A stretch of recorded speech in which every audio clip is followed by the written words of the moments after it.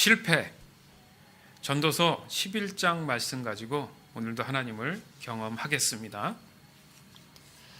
프라이의 3M 포스트잇. 실수로 탄생의 문국의 히트 상품의 등극. 1970년에 3M사의 연구원으로 재직 중이던 스펜서 실버는 강력 접착제를 개발하던 중 실수로 접착력이 약하고 끈적임이 없는 접착제를 만들게 됐다. 그 당시 주변 사람들은 실버가 개발한 제품을 붙었다가 떨어지는 신기한 접착제로만 생각했다. 접착제의 본래 기능은 한번 붙으면 잘 떨어지지 않아야 하는데 실버가 개발한 접착제는 잘 붙되 잘 떨어졌기 때문이다. 그러나 실버는 실패를 실패로 만들지 않고 사내 기술 세미나에 보고했다. 영영 잊혀질 뻔했던 실버의 접착제를 되살린 것은 같은 연구소 직원인 아서 프라이였다. 교회의 성가대원으로 활동하던 프라이는 찬양을 부를 곡에 서표를 끼워놓곤 했는데 이것이 빠지는 바람에 당황했던 적이 많았다. 1974년 어느 날 이를 고민하던 프라이는 실버의 접착제를 사용하여 붙였다 뗐다 할 수 있는 서표를 만들면 어떨까 하는 획기적인 아이디어를 떠올렸다. 실버의 접착제라면 종이에 쉽게 붙일 수도 있고 뗄 때도 책이 찢어지지 않을 것이란 생각이었다. 프라이는 연구를 거듭한 결과 마침내 붙였다가도 말끔하게 떼어낼 수 있는 적당한 수준의 접착제가 발라진 종이 조각을 개발해냈다. 그러나 접착제를 바른 종이면을 얇게 깎는 기술과 떼었을 때 책에 손상을 주지 않는 일정한 강도를 찾아내기란 쉽지 않은 일이었다. 그는 포기하지 않고 연구에 몰두하였는데 마침내 1977년에 서표는 물론이고 메모지로도 활용 가능한 포스트 스틱, 이후 포스트잇으로 변경함을 출시하였다. 포스트잇이 처음 출시되었을 때만 해도 이것을 어디에 쓰느냐는 의견이 다수였다. 이 때문에 초기 시장 판매는 실패했다. 그러나 프라이는 좌절하지 않고 포춘이 선정한 500대 기업의 비서들에게 3사 회장의 비서 이름으로 견본품을 보냈다. 그것을 써본 비서들은 포스트잇의 놀라운 기능에 사로잡혔다. 서류에 간단히 붙여 표시하거나 그날 해야 할 일을 적어 책상 머리에 붙여주는 메모지로서 제격이었기 때문이다. 이후 포스트잇은 1980년에는 미국 전역에서 판매되기 시작했고 1년 후에는 캐나다와 유럽 등 전 세계로 판매가 확대되었다. 이어 포스트잇은 AP통신이 선정한 20세기 10대 히트 상품에도 포함되는 영광을 안았다. 포스트잇은 이렇게 실패한 발명품에서 최고의 사랑을 받는 사무용품으로 거듭났다. 생각을 바꿔 새로운 사용 분야를 찾아낸 발명가의 끈질긴 노력 덕분이다. 네이버 지식백과 프라이의 3M 포스트잇, 실수로 탄생의 문구계의 히트 상품의 등극, 발명상식사전 2012년 1월 10일 방문각. 여러분이 흔하게 지금 쓰고 있는 포스트잇이 별거 아닌 것 같은데 수많은 과정을 통해서 이렇게 만들어진 겁니다. 그리고 전 세계적으로 일반화되어 있는, 그렇지만 그 뒷면에는 이런 이야기들이 숨어져 있어요. 늘 잘된 성공한 것에 대한 개념을 가지고 그것을 우리는 가치를 따지긴 하는데 그 뒤에는 이렇게 수많은 일들이, 사건들이 있는 것을 일반적으로 사람들이 얘기합니다. 더 재밌는 것은 그 개발자도 그걸 만들려고 한 게 아니라 실질적으로 회사에서 원하는 걸 하다가 실수로 나온 생각을 해서 미루어 둘 수도 있었는데 그것이 발견된 우연치 않은 기회가 바로 프라이라는 사람이 성가대를 하면서 그 악보가, 그렇잖아요. 성가하는 사람들은 불편하지 않습니까? 그런 거에 대한 거에 착안을 얻게 되면서 그게 실용화될 수 있도록 연구하게 됐다. 뭐 이런 얘기가 유명한 일화로 있습니다. 그러니까 그 사람은 어찌 보면 신실한 그리스도인이 아니었는가 이런 생각이 좀 들어요. 무슨 말이냐면 신앙과 삶에 늘 동일한 신실함으로 살아간 사람에게는 귀한 하나님의 은혜가 있구나. 일반적인 노력도 또한 성공이라는 이름이 있겠지만은 더 그거보다 가치 있는 삶은 바로 그리스도인이 이런 가치를 느끼며 살아간 것이 아닌가. 이것을 좀 조금이나마 엿볼 수 있습니다. 우리가 알고 있는 말이 있죠. 실패는 성공의 어머니다. 즉 성공을 낳는 것은 실패다. 자녀가 먼저 부모 없이 앞서는 경우는 없습니다. 부모를 통해서 자녀가 낳는다는 거죠. 그만큼 실패가 없으면 성공은 없다. 이렇게 사람들은 이야기합니다. 그럼에도 불구하고 많은 사람들은 실패를 두려워합니다. 그 실패가 두렵기 때문에 성공은 존재하지 않는다고 생각을 하는 거죠. 그 결과 사람들에게 오는 그 중압감은 바로 열등감이나 낮은 자존감이나 거절에 대한 그 두려움으로 발전하게 된다는 거예요. 결국 남는 게 뭐냐? 바로 좌절된 삶으로 본인이 선택하며 살아가게 된다는 거예요. 나는 안 돼. 이렇게 된다는 거죠. 그러나 실패는 성공을 낳는 진통의 시간이다. 이렇게 공통적인 얘기를 사람들이 하기 시작합니다. 안타까운 것은 많은 경우 좀 전에 얘기했던 것처럼 그런 일화는 잘 듣질 않았단 말이에요. 그냥 성공한 상태로만의 가치를 우리는 인정하고 살아온 인생이라는 거죠. 그 성공을 말하기까지 얼마나 수많은 일들이 있었는가, 그것에 대한 가치를 별로 두지는 않는다는 겁니다. 결과적으로 성공이라는 관점을 가지기까지 모든 것은 다 실패에 속하지 않는가, 이런 생각이 드는 거예요. 여기서 우리는 깨달아야 할 것이 있습니다. 바로 그 성공이 영원할 것인가에 대한 문제예요. 그러니까 성공을 했다고 생각을 하지만 그 성공이 그러면 끝입니까? 다시 그 성공이었는 줄 알았는데 그 성공이 또 실패의 연속으로 다시 찾아올 수도 있다라는 생각이 든다는 거예요. 거절당하기 프로젝트를 개발한 지하장이 말하는 다양한 도전과 실패를 두려워하지 않고 실패에 대한 두려움을 낮추기 위해 작은 시도와 실패를 반복하며 커다란 시도를 위한 배움의 과정을 거친다는 그의 경험은 이렇습니다. 첫째, 실패에 대한 두려움을 낮추기 위해 작은 실패를 경험할 것. 창의성을 자극하는 작은 질문의 힘. 질문이 작아야 대답이 쉬워진다. 조직의 구성원이 아주 작고 가벼운 실패를 경험할 수 있는 작은 질문과 제안이 필요합니다. 이는 실수나 실패로 인한 위험 부담이 적은 것을 먼저 제안한다는 의미이며 실패를 과감히 드러내기 위해서도 중요하게 작용합니다. 둘째, 심리적 안정감을 갖고 실패를 과감히 드러낼 것. 실패에 대한 두려움은 스스로 실패했다고 느꼈을 때 다른 사람에게 쉽게 말하거나 드러낼 수 없게 만듭니다. 조직 내에서 실패를 이야기하려고 할 때 말문이 막히는 경우는 실패를 절대 용납할 수 없다는 원칙, 문화, 비공식적인 의견이 있거나 혹은 실패로 인해 내가 짊어져야 할 위험 부담이 큰 경우 페널티가 존재할 때입니다. 그렇다면 반대로 어떻게 하면 우리는 실패를 과감히 드러낼 수 있을까요? 셋째, 실패하는 용기가 있다면 실패로부터 배움의 과정을 거칠 것. 실패하는 용기를 가지고 시도했다면 다음으로 중요한 것은 실패로부터 학습하는 과정을 만드는 것입니다. 자의장은 97번의 거절의 경험을 기록하며 배움의 과정을 거쳤습니다. 그는 그 과정이 프로젝트에서 아주 중요한 경험이라고 말합니다. 성공이 늦어질 뿐 실패는 없다의 저자 마이클 럼은 실패하는 용기와 실패로부터의 학습이 높을수록 실패의 정복자로서 창조적인 성과를 창출할 수 있다고 말합니다. 실패의 원인이 무엇인지, 새롭게 적용할 점은 무엇인지 등을 찾아가는 과정을 제대로 거치는 일이 실패가 결과가 아닌 성공을 위한 과정으로 만든다는 것입니다. 그 과정은 자신만 볼 수 있는 수첩에 기록하는 방법이 될 수 있고 팀원들과 함께하는 워크숍이나 회고의 시간이 될 수 있습니다. 어떤 방법으로든 배움의 과정은 중요합니다.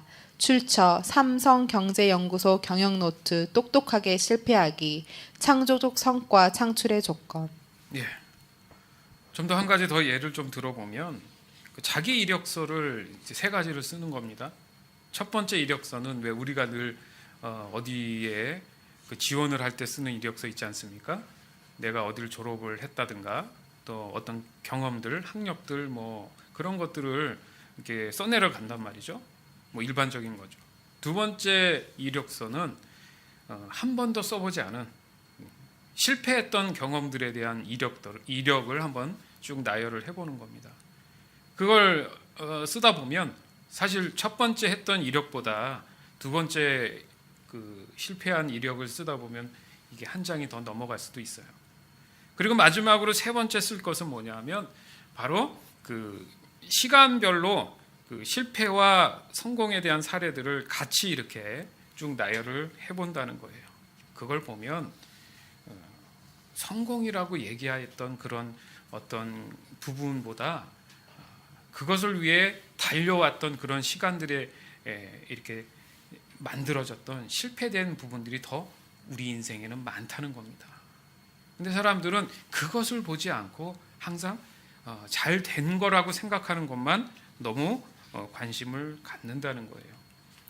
그러니까 성공이라는 것이 존재한다면 그것은 바로 보이는 단면만을 이야기하는 그런 시대에 살 수 있다라는 겁니다. 그러니까 사실은 실패가 전제되지 않은 성공은 존재하지 않는데 말입니다. 이것은 반복과 상당히 많이 관련돼 있습니다. 실패는 보이지 않는 내공을 쌓는다고들 얘기를 해요. 그러니까 끊임없이 최선을 다하는 실패, 그 최선을 다하는 실패는 바로 성공이라는 보이는 결과로 나타났더라는 겁니다. 여기서 우리는 일반적인 그런 실패에 대한 얘기들을 좀 나눠본 겁니다. 그러나 이제 성경적인 관점에서 우리가 실패를 좀 봐야지 되는 거예요. 일반적인 사람들이야 이렇게 생각하고 고민하면서 생활을 하고 있지만 하나님의 말씀 가운데 이것을 접근하다 보니까 우주적이다 보니까 이게 굉장히 소소해 보였다는 거죠. 작아 보였다는 거죠. 자, 그런 우리의 마음가짐, 우리의 우주적인 마음을 넓힐 수만 있다면 여러분, 이 땅 가운데 살아가는 것에 실패와 성공 이거 아무것도 아니라는 깨달음을 얻을 수 있게 되는 거예요. 지혜는 하나님을 경외하는 것이다. 우리는 이렇게 깨닫고 알고 있습니다. 왜냐하면 하나님의 모든 것을 인정하고 받아들인다는 고백이기 때문에 그렇다는 거예요. 그래서 이 지혜는 우리의 삶의 길잡이가 되기 때문입니다. 한번 볼까요? 잠언 9장 1절에서 6절. 지혜가 7 기둥을 깎아서 자기 집을 건축하였다. 지혜가 짐승을 잡고 혼합한 포도주로 상을 차리고 자기 여종을 보내어 마을 높은 곳에서 소리쳐 사람들을 초대하게 하였다. 어리석은 자는 누구나 이리로 오시오. 지혜 없는 사람들에게 지혜가 말했다. 와서 준비한 음식을 먹고 포도주를 마셔요.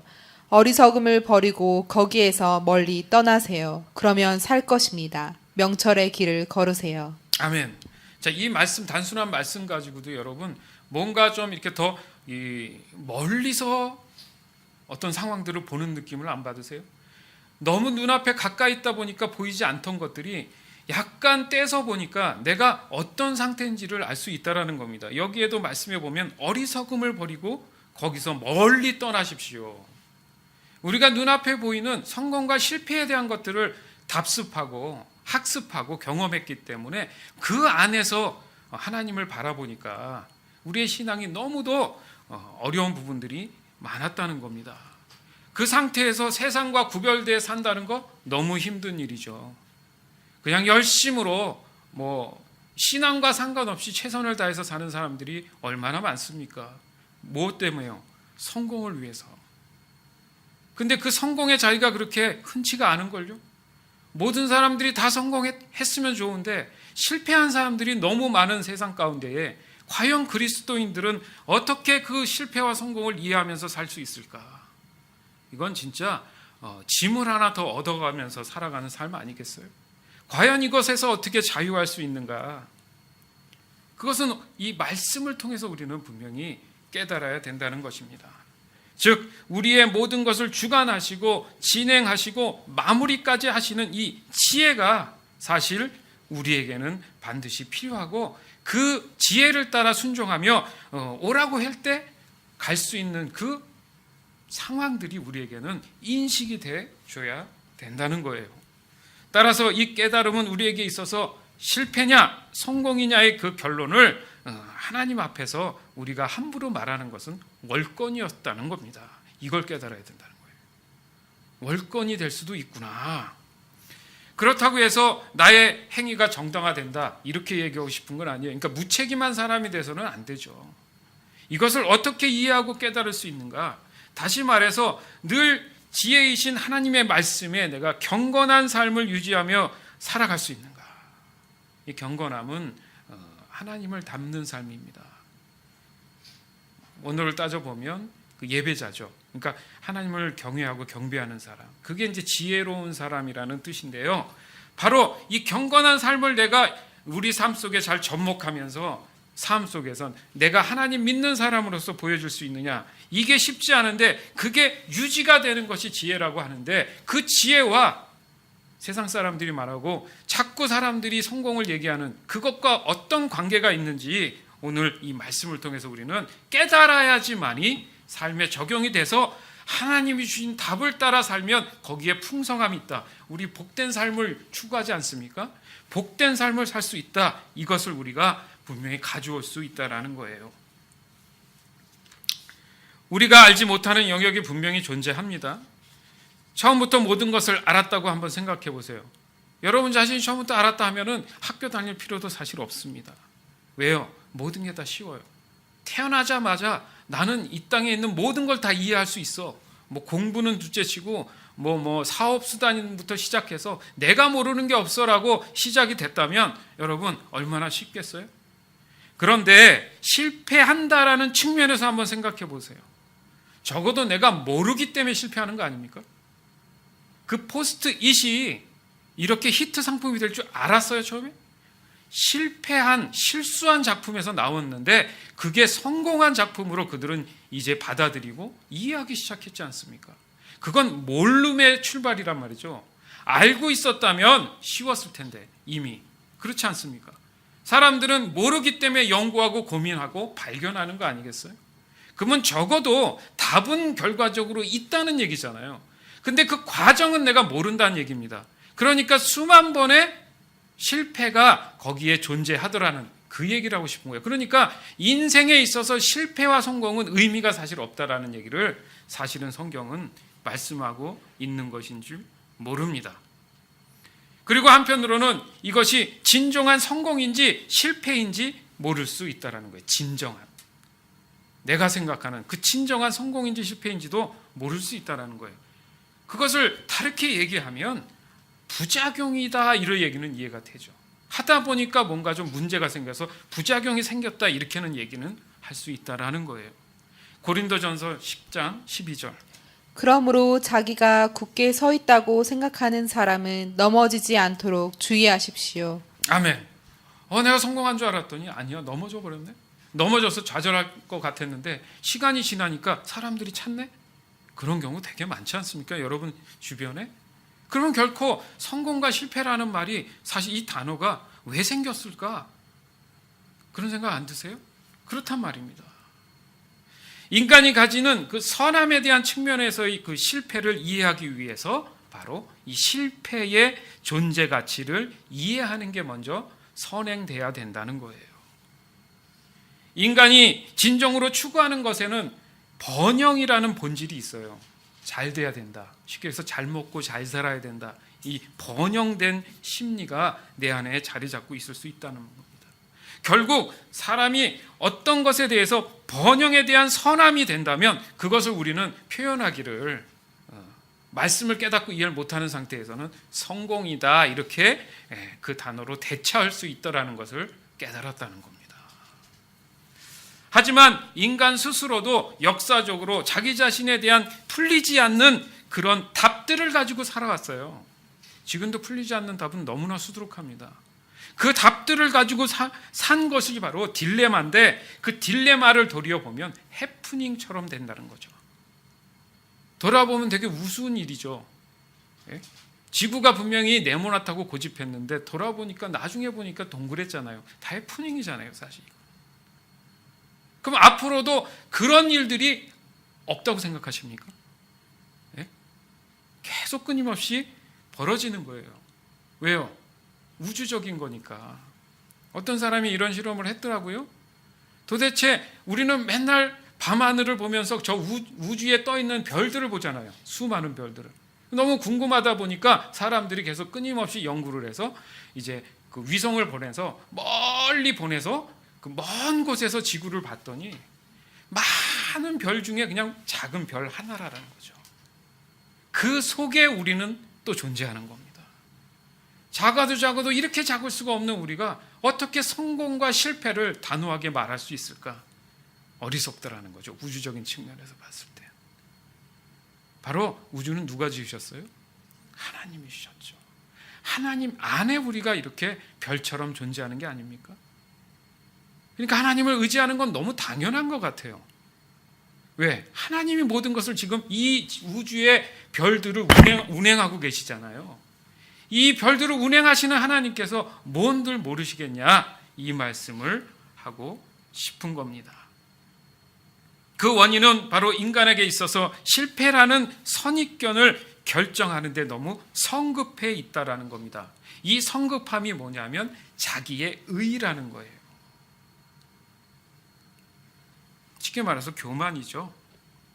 또 하나는 물질주의, 이기주의, 군중심리, 유행, 권위주의 등과 같은 주관성이 내게 들어오면서 속단하는 결과를 가져왔다는 거예요. 그러니까 내가 진지하게 그것에 대해서 논하는 게 아니라 들은 얘기가 있고 유행이 있고 이러니까 그럴 것이라는 판단이요. 어떻게 보면 되게 위험한 겁니다, 사실. 왜요? 확증이 안 된 것들이 너무 많은데, 그렇죠? 많은 사람이 그렇다 하니까 그것을 인정하지 않습니까?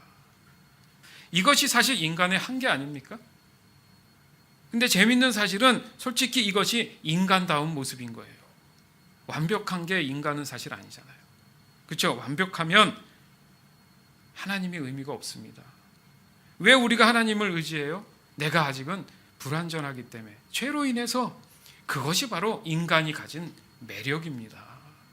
내가 조금 부족해야 사랑받는 거지. 쟤는 너무 칼 같아. 뭐 이런 사람도 있잖아요. 그 주변에 사람이 별로 없는 거야. 너무 성격이 세고 막 이러면 없는 이유가 뭐예요? 약간 약한 듯하고, 그렇죠? 좀 부족해야 그 사람은 사랑을 또 받을 수도 있다라는 거예요. 즉 하나님을 의지해야 한다는 것이죠. 인간은 사랑에 목말라 하는 것은 너무 당연합니다. 그렇죠? 그 사랑을 향해서 항상 달려가는 거 보면 내가 좀 부족하니까 나를 좀 안아주세요. 이런 부분이 있다라는 거예요. 이게 인간다운 사실 모습이라는 거예요. 그런 측면에서 실패를 보면, 그렇죠? 그 실패를 도리어 당당하게 서로 얘기하면서 그것에 대해서 다시 한번 다음 것을 준비하는 그런 마음도 사실 필요한 겁니다. 결국 오늘 본문은 인간의 불완전을 인정하고 모든 선하심의 기준을 하나님으로부터 구하자, 사실 이 말씀을 귀하게 하고 있습니다. 전도서 11장 1절에서 5절. 씨앗을 물 위에 던져라. 수일 후에 그것을 거두게 될 것이기 때문이다. 재산을 7군데 아니 8군데에 투자하여라. 이 세상에 어떤 불운이 닥칠지 모르지 않는가. 구름에 물이 가득 차면 조만간 땅 위로 쏟아진다. 나무가 남쪽으로든 북쪽으로든 쓰러지면 그것이 쓰러진 자리에 그냥 놓일 것이다. 바람만 살피는 자는 씨 뿌리지 못하고 구름만 살피는 자는 추수하지 못한다. 내가 바람이 다니는 길을 알지 못하고 태아의 뼈가 어머니 뱃속에서 어떻게 형성되는지 알지 못하는 것처럼 모든 것을 행하시는 하나님의 일을 어찌 알 수 있겠는가. 아멘. 태아가 뼈가 생기고 코가 생기고 팔이 생기는 걸 어떻게 우리가 오늘은 좀 뼈가 생겨줄래 해서 생깁니까? 그걸 과학자들도 왜 그렇게 어떻게 되는지는 몰라요. 세포 분열이라고 하지만 그럼 세포 분열은 어떻게 하냐고요? 사람이 해줍니까? 기다려야 돼요. 그걸 성공과 실패로 얘기할 거예요? 어떻게 해요? 아기를 잘 내가 관리하고 잘 유지하게끔만 해주는 거지. 그 외에 우리가 할 수 있는 게 사실은 없는 거예요. 근데 인간은 인간의 그 교만으로 하나님 앞에 월권을 행사했다라는 말입니다. 이것이 바로 인류 역사의 비극의 시작이었죠.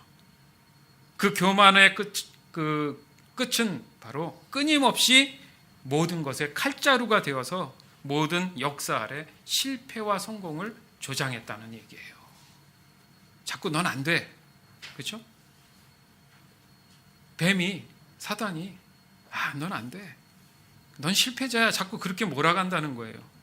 왜? 너는 이미 죄를 졌기 때문에. 그러나 우리가 얘기하는 건 뭡니까? 예수 믿고 구원받고 정확히 구원을 받았다면 죄에 대한 문제는 해결이 됐으니까 내게 죄를 다시 묻는 것은 의미가 없는 겁니다. 그러기 위해서는 구원된 사람으로서의 삶을 신실하게 온전히 내가 살아가고 있다면 그것은 문제가 되지 않는다는 거죠. 믿으십니까? 사실 이 말을 하기 위해서 여기까지 끌고 온 겁니다. 좀 더 쉽게 말하면 오늘 지금 이 순간이 여러분은 성공하신 거예요.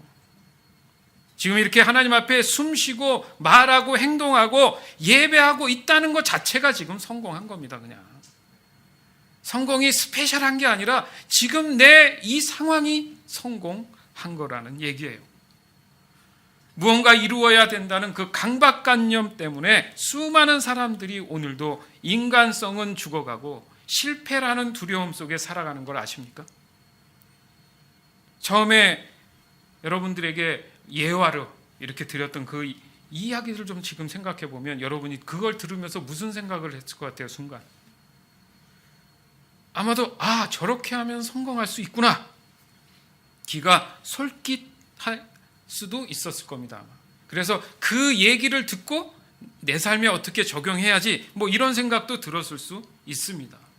그러나 중요한 것은 그것이 과연 성공이라는 결론을 내릴 수 있느냐에 대해서는 나도 다른 사람도 아무도 그것을 판단할 만한 권한이 없다라는 거예요. 사실 성경을 찾아보면요, 여러분 기회에도 한번 찾아보세요. 성공, 실패 이런 단어가 거의 나오지 않아요. 한 번인가 두 번 이렇게 나와요. 물론 그게 쉬운 성경이나 이런 걸로 해서 그걸 대처해서 쓴다면 모르겠지만 원어적인 측면에서 봤을 땐 그 단어 자체가 성공이다 이런 말이 없습니다. 그러면 도대체 어떤 말이 많은가? 도리어 승리라는 말은 무진장 많이 나옵니다. 승리라는 말을 쓴다는 거예요. 결국 성경의 관점은 인간의 인생의 성공과 실패를 문제 삼지 않고 중요한 것은 승리할 것이냐 패배할 것이냐의 문제를 항상 삼았다는 거예요. 다시 말해서 성공과 실패는 인간의 영역이 아니라는 겁니다. 믿으세요? 아멘? 예. 인간은 이겨낼 것이냐 이겨내지 못할 것이냐의 문제 속에서 살아간다는 거예요. 사실은. 맞죠? 즉 실패가 시간을 두고 이겨내면 성공이란 말을 하지만 결과적으로 그것은 승리한 겁니다. 그러니까 과정 없이 이렇게 그냥 성공 있고 실패 있고 이러면 말이 되는데 항상 과정이 있지 않습니까? 그것은 내가 극복하고 이겨낸 거예요. 아까도 포스트잇을 하는 그분 개발했던 그분도 마지막에 끊임없는 노력을 통해 이렇게 얘기하지 않습니까? 그것은 이겨낸 거잖아요. 그렇죠? 실패라는 말이 아니라 이겨냈다라는 얘기입니다. 그게 그거고 그런 걸 따지겠습니까? 이렇게 얘기할 수도 있는데 그게 아닙니다. 이건 좀 따져야 될 얘기거든요. 왜냐하면 믿는 그리스도인들에게 우리 삶에 있어서 가장 갈등이 심한 것을 우리는 표현하기를 영적 전쟁이다 이렇게 얘기해요. 그럼 여러분 전쟁 얘기할 때 저 전쟁 성공했어요 이래요? 그런 말은 이상하고 어색해요. 전쟁은 항상 승리했습니다 이렇게 얘기한단 말이죠. 전쟁이라는 말 썼다. 자 그러면 이 땅 가운데 살아가는 거 전쟁이야 전쟁 이렇게 얘기하지 않습니까? 바로 우리는 승리를 위한 삶을 추구하면서 살아가고 있다라는 거예요. 그러나 오직 성공이라는 단어를 위해서 하나님의 선하심에 우리가 포커스를 맞춘다면 우리는 그것이야말로 성공이란 말을 써야 된다는 겁니다.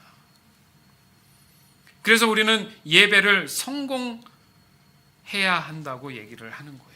왜 예배는 성공해야 된다는 말을 쓰는가? 예배가 승리돼야 된다? 이 말은 또 안 쓴단 말이죠.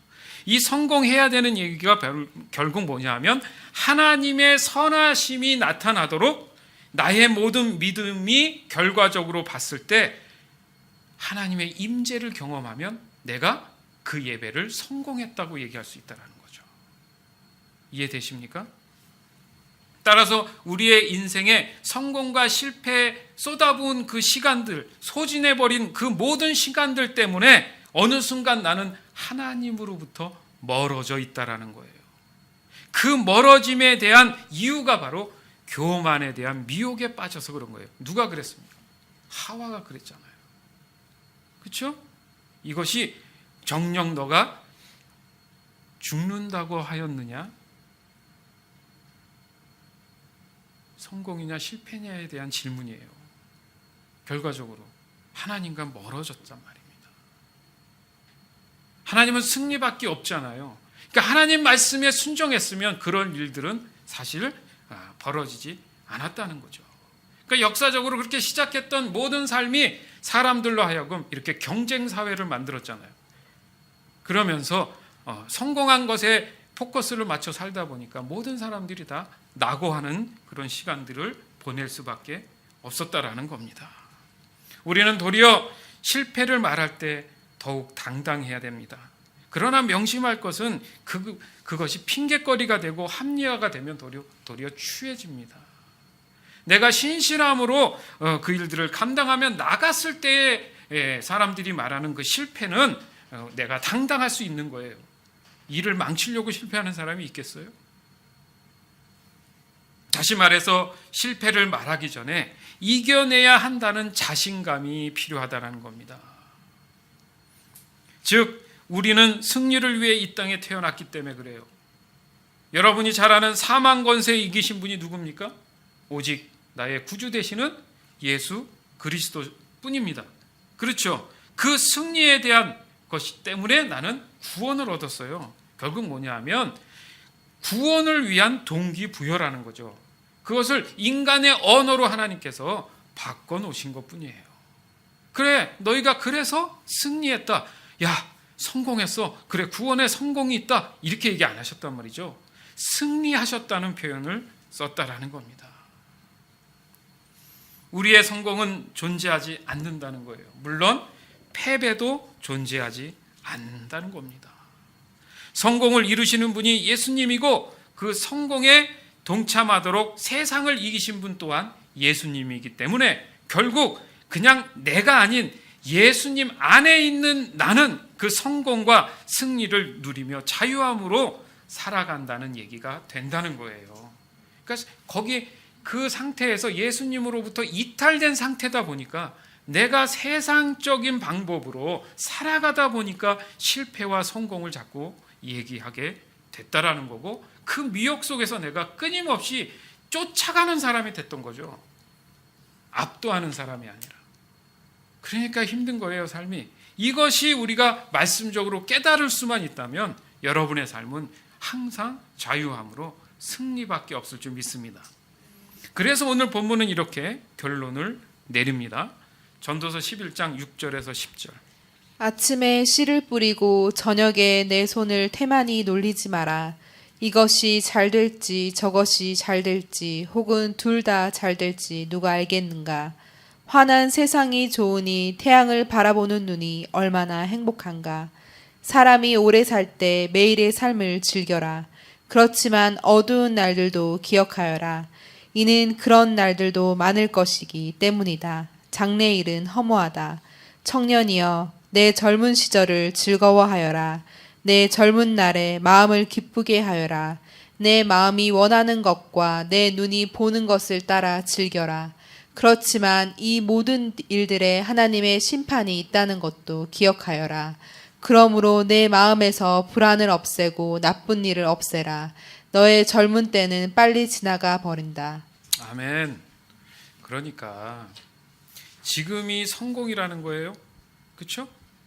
그리고 본인이 마음 가고 원하는 걸 하기는 하지만 결국엔 나중에 하나님께서 그런 거 다 심판하신다는 얘기입니다. 그러니까 잘 판단해서 살으라는 거예요. 태양빛이 있어서 내가 너무 감사하다, 행복하다. 이거 자체가 다 성공인 겁니다. 하나님의 선하심, 그 보기시기에 좋은 그 기준에 내가 서 있는 것 자체가 지금 나는 성공한 거예요. 그랬을 때 하나님께서 그 사람을 보호해 주시고 은혜를 내려 주신다는 겁니다. 사랑하는 여러분, 지금도 일상에서 여전히 살아가면서 하루하루의 삶에 정말 애쓰고 있는 거 너무너무 잘 압니다. 그 애씀이 헛되지 않기 위해서 이제는 좀 더 하나님의 지혜를 알려고 하고 만나려는 기회를 여러분 스스로 가지시기 바라요. 다시 말씀드리지만 마음대로 젊은 때에 즐기며 그 기쁨으로 살아가라 하지만 그러나 이 모든 일에 하나님의 심판이 있다는 것 또한 명심하시기 바랍니다. 그것만 내가 잘 신실하게 지켜나갈 수만 있다면 여러분의 인생은 늘 승리밖에 없는 거예요.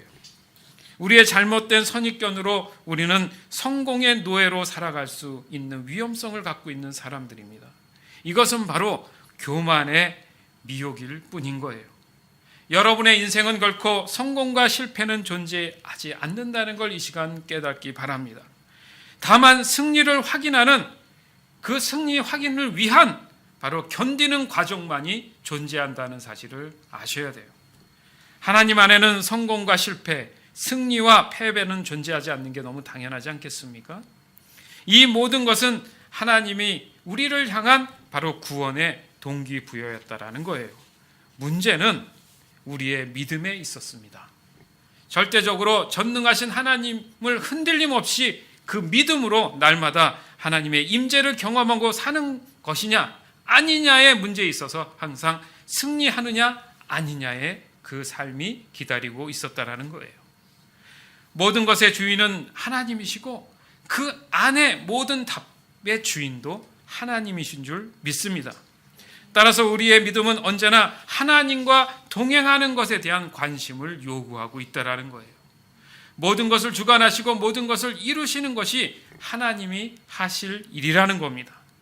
우리는 그저 지금의 주어진 삶에서 신실함으로 작은 일에 충성하며 범사에 감사하며 쉬지 말고 기도하며 항상 기뻐하는 삶에 집중하면 되는 겁니다. 그런 나는 바로 오늘 지금 이 순간이 성공했다라는 거예요. 따라서 우리의 신실함은 늘 하나님 안에서 성공과 승리 그 자체밖에 없다라는 겁니다. 오늘 깨닫게 된 이 진리의 말씀을 이제 여러분의 마음에 새기고 하나님이 주시는 그 완벽한 승리를 가지고 날마다 성공하는 삶을 누리도록 하나님과 동행하는 그 삶을 살아가기를 오늘 이 시간 주 예수 그리스도의 이름으로 간절히 축원합니다. 아멘.